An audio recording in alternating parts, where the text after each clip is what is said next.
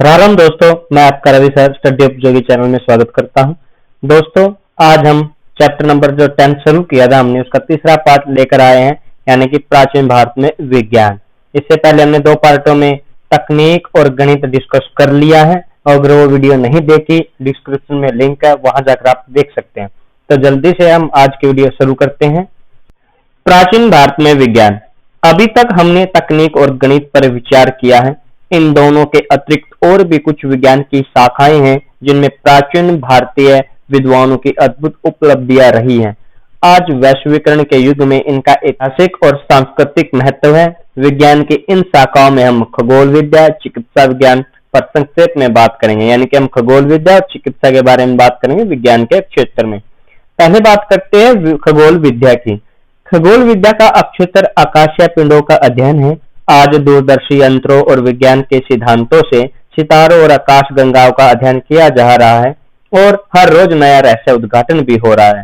चांद पर तो बस्ती बसाने की योजना बन रही है, लेकिन इस दिशा में शुरुआत तो प्राचीन युगों में ही हो गई थी।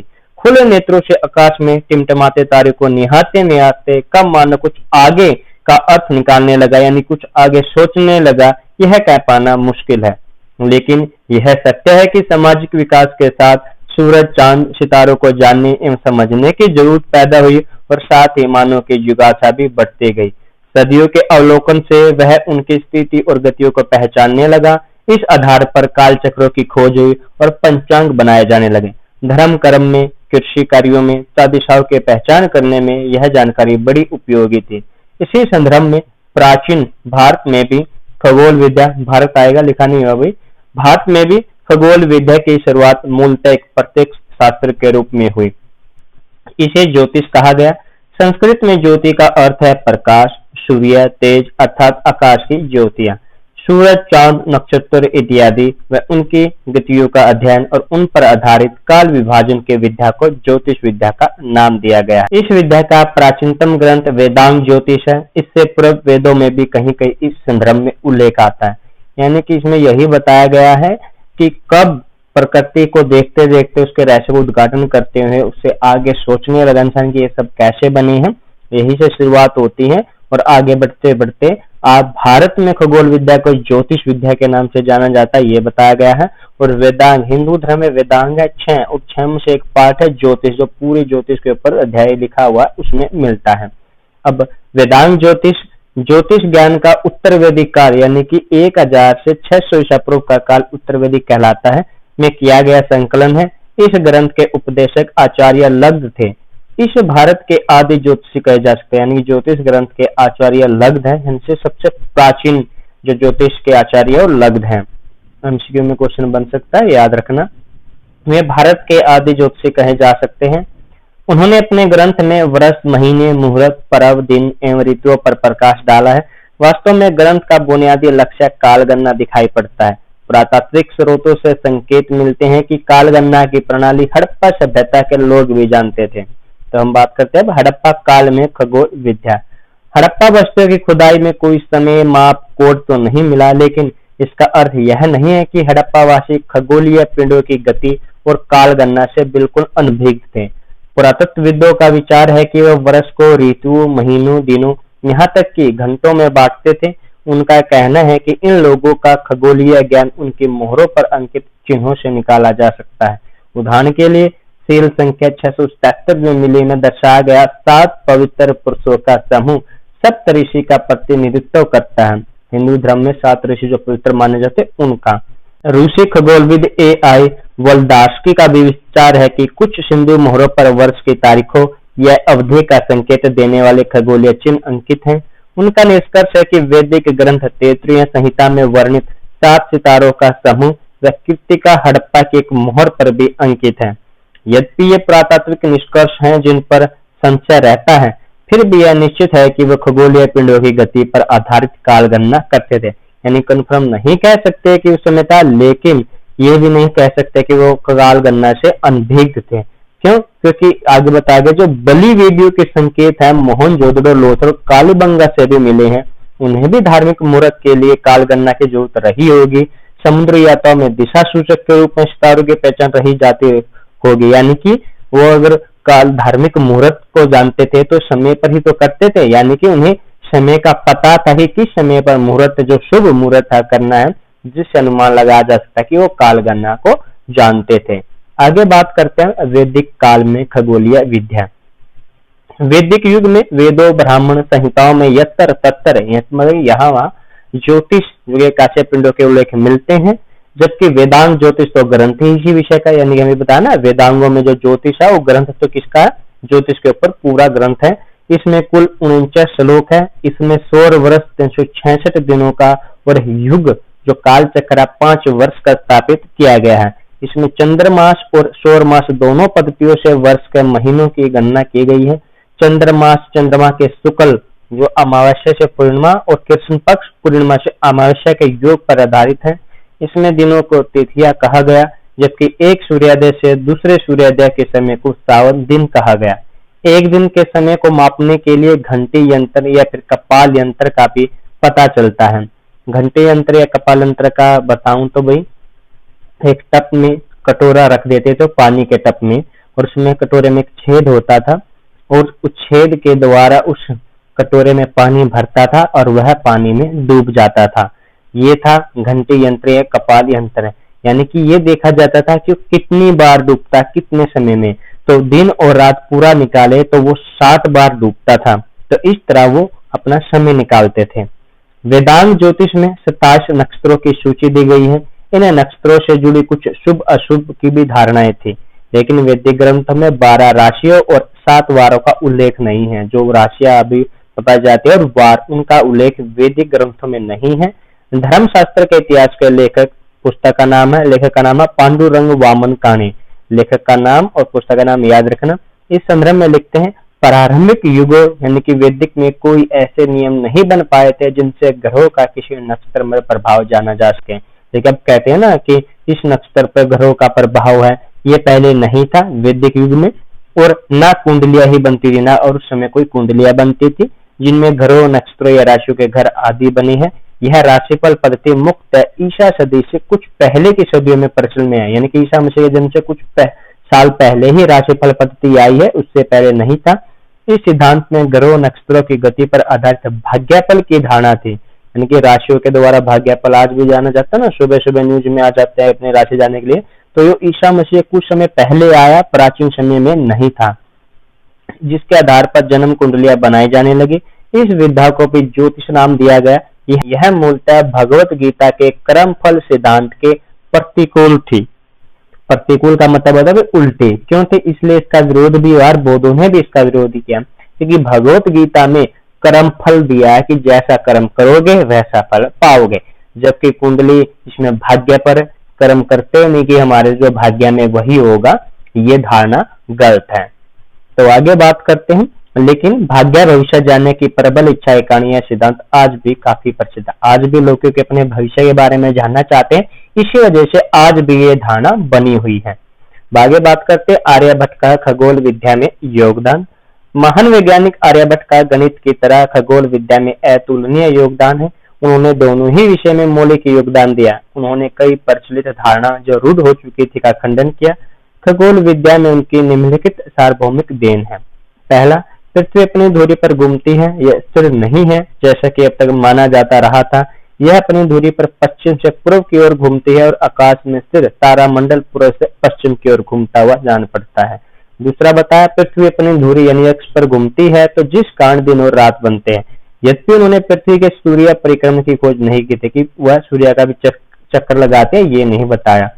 सूर्य ग्रहण और चंद्र ग्रहण पृथ्वी चंद्रमा की गतियों के कारण होते हैं। चंद्रमा जब पृथ्वी और सूर्य के बीच में आता है तो सूर्य को ढक लेता है, इस स्थिति को सूर्य ग्रहण कहते हैं। और इसी तरह जब सूर्य और चंद्रमा के बीच पृथ्वी होती है तो उसकी छाया चंद्रमा पर पड़ती है, यह स्थिति चंद्र ग्रहण कहलाती है। ये भी आर्यभट्ट ने बताया। इससे पहले क्या धारणा थी कि राहु केतु नाम के राक्षस द्वारा सूर्य और चंद्रमा को निगलने के कारण ये ग्रहण लगते हैं, ये धारणा थी, इसका खंडन किया। उन्होंने काल विभाजन और युग पद्धति के नई धारणा प्रस्तुत की जो पहले की तुलना में अधिक तार्किक थी। इसमें महायुग की धारणा 43,20,000 वर्षों पर आधारित थी जो मनुष्य मृत्यु में वर्णित युग पद्धति से अलग थे। आर्यभट्ट के भूभाग आर्यभट्ट के भूभ्रमण सिद्धांत की काफी आलोचना भी हुई। इससे मिथ्या ज्ञान भी बताया गया, क्योंकि शुरुआत में उस समय के समाज में ये ज्ञान देना तो पूरा समाज इसका विरोध भी करता है। आधुनिक विज्ञान ने लेकिन इसकी पुष्टि की है, इसे एक मौलिक खोज स्वीकार किया है और भारत ने अपना पहला कृत्रिम उपग्रह अंतरिक्ष में 19 अप्रैल 1975 में भेजा और उसे आर्यभट्ट नाम दिया, आर्यभट्ट के सम्मान के लिए। अब बात करते हैं भाई चिकित्सा विज्ञान की। खगोल विद्या की तरह आरंभिक चिकित्सा ज्ञान में दृढ़ अनुभव से प्राप्त हुआ था। बहुत बाद में उसे एक स्वतंत्र रूप में अपनाया गया। मानव जीवन की निर्भरता प्रकृति पर अधिक थी, वह अपनी जरूरतों को प्रकृति से पूरा करता और रोगग्रस्त होने पर अपना इलाज प्रकृति में उपलब्ध जड़ी बूटियों से करता रहा। ये प्राचीन समय से हर व्यक्ति प्रकृति पर डिपेंड था और हर कोई अपना इलाज प्रकृति से ही करता था, लेकिन पीढ़ी दर पीढ़ी हजारों वर्षों तक यह प्रत्यक्ष ज्ञान संजोया जाता रहा, यानी कि हर किसी को पता था, पीढ़ी दर पीढ़ी बताया जाता था। कि कालांतर में कुछ सजग लोगों ने विशेष रुचि लेते हुए इसके विकास में भूमिका निभानी शुरू की, यानी कि कालांतर में समय के साथ कुछ लोग विशेष रुचि लेने लगे इसी में, और वो अलग से एक वो बना दिया चिकित्सा विज्ञान का, कह सकते हैं कि वो उनका काम ही केवल क्या था, जड़ी बूटियों का ज्ञान प्राप्त करना। इन विशेषज्ञों के प्रयासों इन अनुभव से प्राप्त इस ज्ञान से एक पद्धति का रूप ले लिया। भारतीय समाज में एक निरंतरता थी, इसलिए चिकित्सा विज्ञान की यह पद्धति विज्ञान के अन्य शाखाओं की तरह उत्तरोत्तर समृद्ध होती गई, यानी कि उसका विकास समय के साथ होता गया और अपने उन्नत स्तर पर वह पहुंच जाती है। भारतीय ज्ञान परंपरा में इसे आयुर्वेद नाम दिया गया, जिसका शाब्दिक अर्थ है आयु यानी जीवन का ज्ञान। इसे हम उम्र बढ़ाने का ज्ञान भी कह सकते हैं। रोग और उनके इलाज के प्राचीन उल्लेख अथर्ववेद में मिलते हैं। आयुर्वेद पर उपलब्ध महत्वपूर्ण ग्रंथ चरक संहिता और सुश्रुत संहिता है।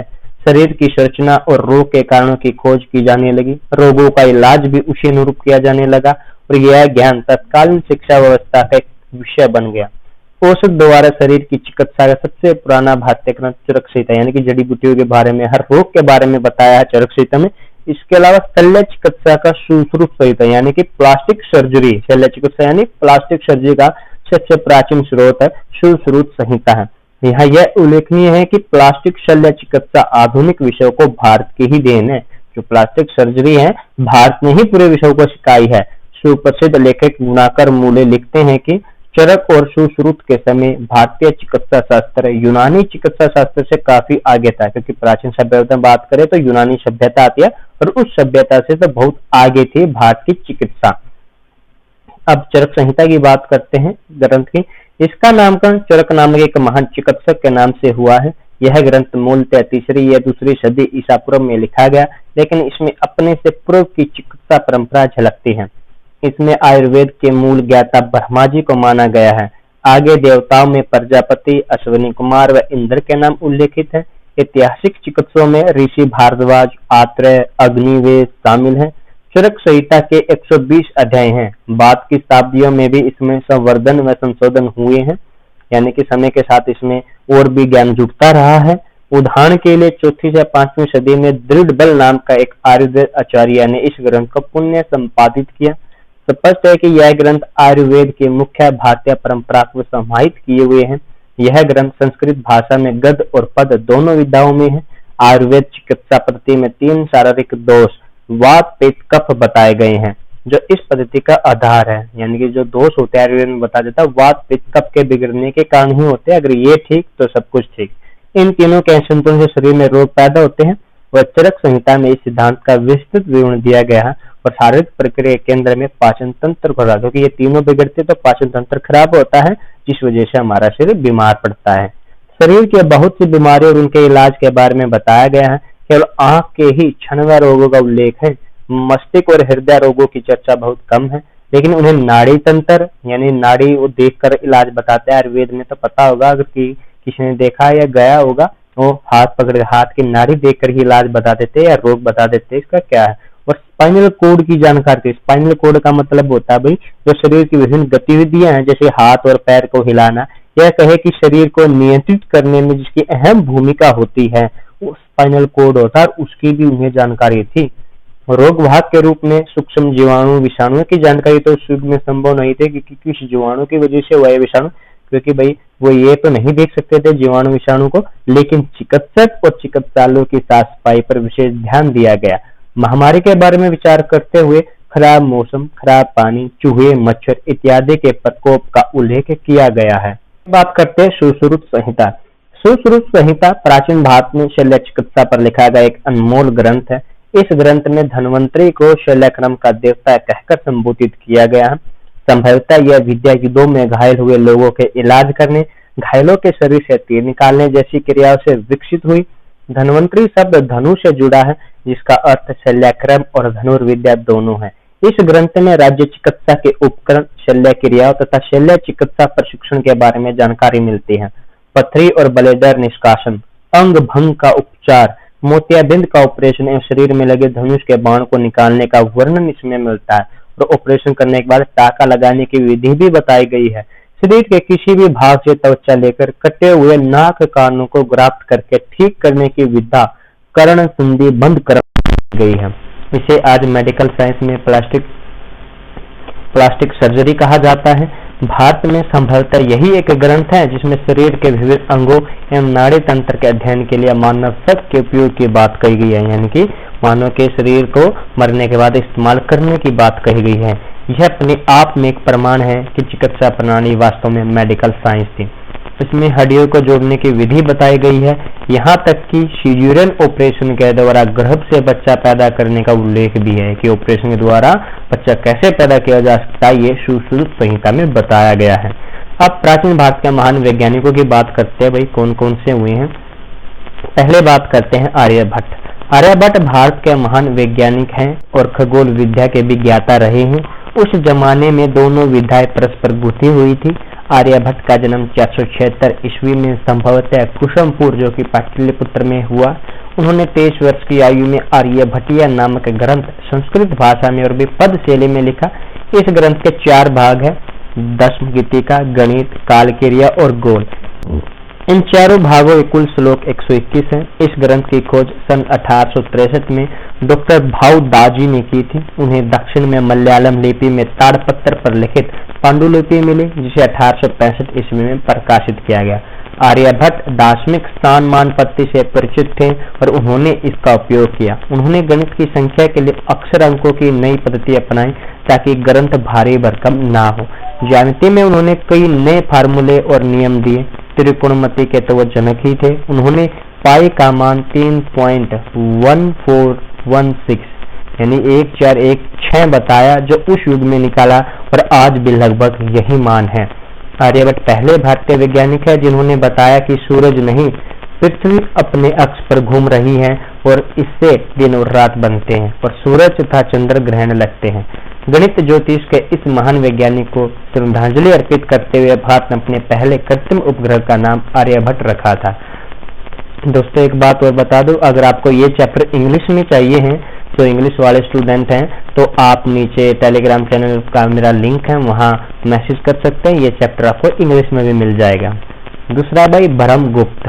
ब्रह्मगुप्त भारत में बीज गणित, जिसे उन्हें कूटक गणित कहा है, उसके जनक है, यानी कि बीज गणित के जनक कौन है? ब्रह्मगुप्त। उनका जन्म 598 ईस्वी में हुआ। उनके पिता का नाम जिष्णु था। जिष्णु ही है, कहीं विष्णु मत समझना, जिष्णु। 30 वर्ष की आयु में उन्होंने प्रसिद्ध ग्रंथ ब्रह्मपुत्र सिद्धांत लिखा। उनकी भौतिक गतिविधियों का केंद्र और संभवतः जन्म स्थान पश्चिम भारत में भीनमाल या श्रीमाल था, जो उस समय चाप या चावड़ा वंश के राजा व्याघ्र राज की राजधानी नगर था, जो कि राजस्थान के आसपास पड़ता है। ये पश्चिम भारत, ये देख लेना। ब्रह्मगुप्त ने 67 वर्ष की आयु में खंड खाद्यक नामक ग्रंथ लिखा, जिसकी टीका यानी कि व्याख्या वरुण आचार्य ने 1040 में लिखी। अब टीका का मैंने पहले भी बताया था। टीकाकार कौन होता है? जो दुर्भर या गूढ़ ग्रंथ है, जिसको आम व्यक्ति समझ नहीं सकते, उसको सरल भाषा में लिखना, उसको टीका कहते हैं। और टीकाकार लिखने वाला, तो ये लिखी है। इस टीका में लेखक ने ब्रह्मगुप्त को भीममाल का चार्य उपाधि से संबोधित किया है। ब्रह्मगुप्त ने चक्रीय चतुर्भुज का क्षेत्रफल निकालने का फार्मूला दिया। उन्होंने कई ज्योतिष यंत्र बनाए, जैसे कि धनुर्चक्र व चक्र यंत्र इत्यादि। निश्चय ही ब्रह्मगुप्त को गणितज्ञ के रूप में ख्याति मिली, परंतु वो फलित ज्योति के प्रभाव से मुक्त नहीं हो पाए। उदाहरण के लिए उन्होंने आर्यभट्ट के सिद्धांतों का खंडन किया कि पृथ्वी अपनी धुरी पर घूमती है। इसके अतिरिक्त उन्होंने पुरानी मान्यता पर ही बल दिया कि सूर्य ग्रहण राहु केतु के कारण घटित होता है, यानी कि उन्हें आर्यभट्ट के इस सिद्धांत की आलोचना की है कि दिन और रात कैसे बनते हैं। आगे बात करते हैं वराहमिहिर। वराहमिहिर प्राचीन भारत के प्रसिद्ध ज्योतिष आचार्य हुए। ये आर्यभट्ट के समकालीन ही थे। उन्होंने लगभग 20 वर्ष की उम्र में सन 505 ईस्वी में अपना प्रसिद्ध ग्रंथ पंच सिद्धांतिका की रचना की। इनके पिता आदित्य दास भी ज्योतिष के ज्ञाता थे। अपने पिता से उन्होंने ज्योतिष का आरंभिक ज्ञान प्राप्त किया और उज्जैनी यानी कि उज्जैन जो मध्य प्रदेश में है में अपने लेखन से ख्याति अर्जित की। उज्जैनी उस समय अवंती प्रदेश की राजधानी थी। बाद की सदियों में वराहमिहिर की रचनाओं के टीकाकार भट्ट उत्पल ने उन्हें अवंतिका आचार्य नाम से विभूषित किया। पंच सिद्धांतिका में उनके द्वारा पूर्ण सिद्ध 5 सिद्धांत हैं: पितामह, विशिष्ट, रोमक, मूलिश और सूर्य सिद्धांत। इनमें से रोमक और मूलिश सिद्धांत यूनानी ज्योतिष विद्या पर आधारित थे। वराह ने फलित ज्योतिष पर कुछ अन्य ग्रंथ भी लिखे, जैसे कि बृहद जातक, लघु जातक, विवाह पटल, योग यात्रा इत्यादि। योग यात्रा में यात्रा शुरू करने से पहले शुभ अशुभ क्या है का वर्णन है। बृहद संहिता उनका एक विशाल ज्ञान कोश है, जिसमें फलित ज्योतिष के अतिरिक्त जन्म, जनपद, नदी, पर्वत, कृषि, वर्षा व भूमिगत जल स्रोतों की भी इत्यादि की प्रामाणिक जानकारी मिलती है। इसमें वास्तु विद्या, प्रतिमा निर्माण के अतिरिक्त सुगंधित द्रव्यों और रत्नों का विवरण है, इसलिए इस ग्रंथ का ऐतिहासिक महत्व है। नेक्स्ट है भास्कराचार्य। भास्कराचार्य जिन्हें भास्कर द्वितीय भी कहा जाता है, निपुण गणितज्ञ और खगोलविद थे। इनके पिता महेश्वर थे। गणित और ज्योतिष का अध्ययन व अध्यापन परिवार में परंपरागत था। इनके परिवार में अध्यापक भी और अध्ययन भी किया जाता था, तो ये वहीं से सीखा परिवार में से। इनका जन्म स्थान दक्षिण में कोई गांव था, जिसकी ठीक जानकारी उपलब्ध नहीं है। भास्कर द्वितीय के सुप्रसिद्ध ग्रंथ सिद्धांत शिरोमणि के 4 भाग है। इसके ग्रंथ का नाम याद रखना। 4 भाग कौन कौन से हैं? लीलावती, इसका विषय पाटीगणित या फिर अंक गणित और अक्षेत्रमिति यानी ज्यामिति है। दूसरा है बीज गणित, जिसको अलजेब्रा, जिसे ब्रह्मगुप्त ने कूटक गणित कहा है। तीसरा ग्रह गणित, ग्रहों एवं उनकी गतियों का अध्ययन है, इसमें खगोल संबंधी विवेचन है। और चौथा है गोल अध्याय यानी खगोल संबंधी विवेचन। अब जो ऊपर भी लिख दिया ये गलती से, इसमें केवल ग्रह गणित में केवल ग्रह और उनकी गतियों का अध्ययन है, यह याद रखना। और गोल अध्ययन में खगोल संबंधी विवेचन है। सिद्धांत शिरोमणि ग्रंथ संस्कृत पद में है। इनकी सरल व्याख्या स्वयं भास्कराचार्य ने वासना नामक टीका में दी, यानी खुद उसने अपनी टीका लिखी, उसको सरल भाषा में लिखा वासना नाम से। गणित की इन विविध शाखाओं में इनका महत्वपूर्ण योगदान है। पंचांग ज्योतिष पर कर्ण कौतूहल ग्रंथ भी उल्लेखनीय है। हेनरी थॉमस कोलब्रुक ने 1817 में लीलावती और बीजगणित का मूल संस्कृत से अनुवाद अंग्रेजी में किया। तो क्वेश्चन ये एमसीक्यू का बन सकता है कि अंग्रेजी में किसने अनुवाद किया, देख सकते हो कब किया। जबकि मुगल काल में इनका अनुवाद फारसी भाषा में किया। भारत में कलन गणित की बुनियाद डालने वाले भी भास्कर आचार्य हैं। फिर वही भास्कर प्रथम 7वीं सदी के एक महत्वपूर्ण गणितज्ञ व ज्योतिषी हुए हैं। वे वल्लभी सौराष्ट्र, जो कि गुजरात एक ही नाम है, वल्लभी सौराष्ट्र गुजरात, समय के साथ ये नाम गुजरात को ही दिए गए थे, के रहने वाले थे। इन्होंने स्वतंत्र रूप से कई ग्रंथ लिखे, जैसे कि महाभास्करीय, लघु भास्करीय इत्यादि। परंतु इतिहास में ख्याति इन्हें आर्यभट्टीय की टीका, जो कि व्याख्या लिखी, आर्यभट्टीय भाष्य लिखने का मिली, यानी कि इसी वजह से वो प्रसिद्ध है इतिहास में, क्योंकि उन्होंने आर्यभट्ट की पुस्तक का व्याख्या की है, टीका लिखी है आर्यभट्टीय भाष्य नाम से। यह टीका आर्यभट्ट के गणित और खगोल सूत्रों को समझने के लिए विशेष महत्व रखती है। नेक्स्ट है चरक और सुश्रुत। प्राचीन भारत के दोनों ही आयुर्वेद आचार्य आज विषय में ख्याति पा रहे हैं। चरक संहिता और सुश्रुत संहिता प्राचीन भारतीय चिकित्सा पद्धति के महत्वपूर्ण ग्रंथ है। इनमें पहला ग्रंथ शरीर की औषधीय चिकित्सा परंपरा का प्रतिनिधि है और दूसरा शल्य चिकित्सा का यानी प्लास्टिक सर्जरी। लेकिन दुर्भाग्यवश चरक और सुश्रुत दोनों के ही संबंध में कोई ठोस जानकारी उपलब्ध नहीं है। कनिष्क प्रथम सदी ईस्वी के जो राजा थे के दरबार में चरक नाम का एक शिक्षक थे, परंतु चरक संहिता संभवतः 2-3 सदी पहले की रचना है। सुश्रुत के बारे में भी यही, यानी कि किस चरक को माने, ये कहा कि जो चरक कनिष्क के दरबार में था उसका उल्लेख है, लेकिन उससे भी पहले की किताब है, टाइम पीरियड के हिसाब से देखे तो ये संभवतः 2-3 सदी पहले की बताई है। और सुश्रुत के बारे में भी एक उल्लेख महाभारत में मिलता है कि सुश्रुत विश्वामित्र के पुत्र थे, जबकि दूसरा उल्लेख सुश्रुत संहिता में ही है। सुश्रुत काशीराज धन्वंतरी देवदास के शिष्य थे। 2 बार लिखा गया था और 1 बार लिखना, तो ये बताया गया है। सुश्रुत संहिता भी मूलतः ईसा पूर्व की रचना हो सकती है, जो कि 4वीं सदी तक ये काफी लोकप्रिय हो चुकी थी। तो दोनों ग्रंथ में उपलब्ध सामग्री वर्तमान में चिकित्सा के लिए महत्वपूर्ण ही है, साथ में ऐतिहासिक दृष्टि से भी इनका महत्व है, लेकिन यह बता पाना मुश्किल है कौन से चरक और सुश्रुत की ये रचना है। इनमें इनसे पूर्व की चिकित्सा परंपरा का संकेत मिलता है और यह भी पता चलता है कि प्राचीन भारत में चिकित्सा विज्ञान एक विषय के रूप में पढ़ाया जाता था। भारतीय चिकित्सा प्रणाली तत्कालीन विषय में अग्रणीय थी उस समय, यानी कि कितनी एडवांस थी भारत की चिकित्सा प्रणाली। अगले है नागार्जुन। रसायन विद्या की परंपरा भी भारत में काफी सशक्त रही है। नागार्जुन रसायन विद्या या फिर रस विद्या के महान आचार्य हुए। इनका मुख्य ग्रंथ रस रत्नाकर है।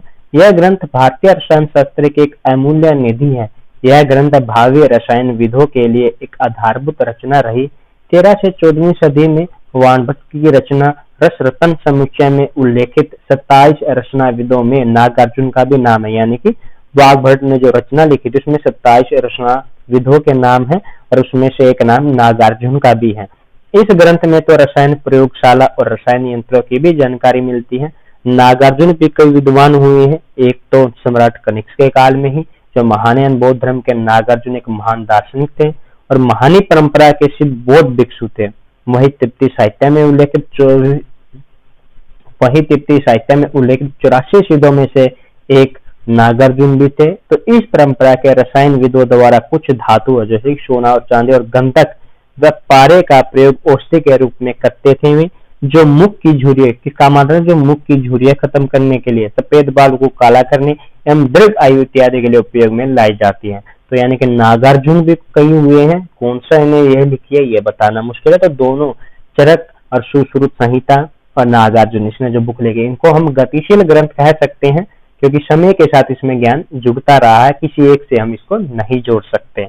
तो ये था चैप्टर पूरा कंप्लीट हो गया भाई। 3 पार्ट में हमने इसकी वीडियो बनाई थी क्योंकि लंबा चैप्टर था। अगर वीडियो पसंद आई है तो वीडियो को लाइक से कमेंट करें और चैनल को सब्सक्राइब करना ना भूलें। धन्यवाद।